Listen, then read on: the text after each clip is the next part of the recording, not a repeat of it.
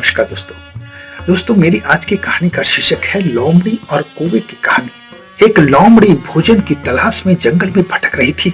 जब वो एक पेड़ के पास से गुजर रही थी, उसने देखा कि पेड़ की डाल पर एक कौवा बैठा हुआ है। उसने जैसे ही कौवे को देखा, वो वहीं पर ठिठक गई, छिपकर उस कौवे को अच्छे से निहारने लगी। जब उसने सारा मायना कर लिया तो उसने किसी भी चीज पर ध्यान आकर्षित नहीं किया, बस उस कौवे की दबी हुई चोंच में रोटी पर उसका ध्यान था। उसने सोचा कि अब कहीं जाने की जरूरत ही क्या है। चालाक लोमड़ी ने मन में सोचा और तरह तरह के यत्न करने लगी।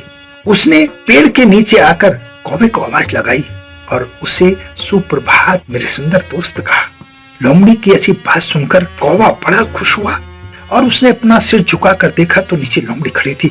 उसने रोटी को कसकर पकड़ लिया और उसके सुप्रभात का कोई आंसर नहीं दिया। उसके अभिवादन से वो खुश जरूर था। तभी लोमड़ी ने फिर से कहा, तुम कितने सुंदर हो दोस्त। और लोमड़ी ने अपनी बातों में पूरी मिठास खोल दी। देखो तुम्हारे पंख कितने चमकदार हैं। तुम्हारा जैसा सुंदर पक्षी तो जंगल में कोई नहीं है। तुम संसार के सबसे सुंदर पक्षी हो। मेरे ख्याल से तुम्हें पक्षियों का राजा होना चाहिए। बस कौवा तो गदगद हो गया, क्योंकि इस दुनिया में यही एक मंत्र है कि अगर आप किसी से अपना काम निकलवाना चाहते हो तो बस उसकी तारीफ कर दीजिए, उसको चने के पेड़ पर चढ़ा दीजिए, आपका काम आसानी से हो जाएगा। लोमड़ी भी कौवे के लिए यही कर रही थी। कौवा अपनी तारीफ सुनकर फूला नहीं समा रहा था, लेकिन उसने चुप्पी नहीं तोड़ी।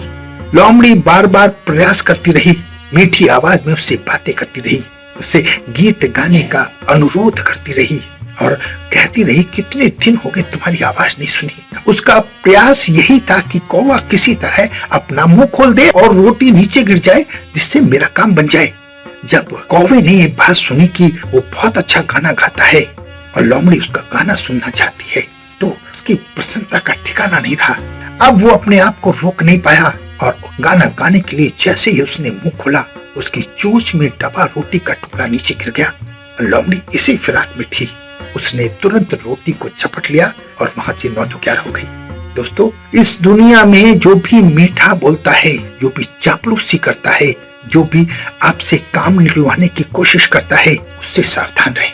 चापलूसों से बचकर रहेंगे तो आपका जीवन सुरक्षित है, वरना इस आधुनिक युग में लोग भेड़ियों के रूप में आपके इर्द गिर्द इकट्ठा हैं। मौका मिलते ही आप पर वार करने से कोई चूकेगा नहीं।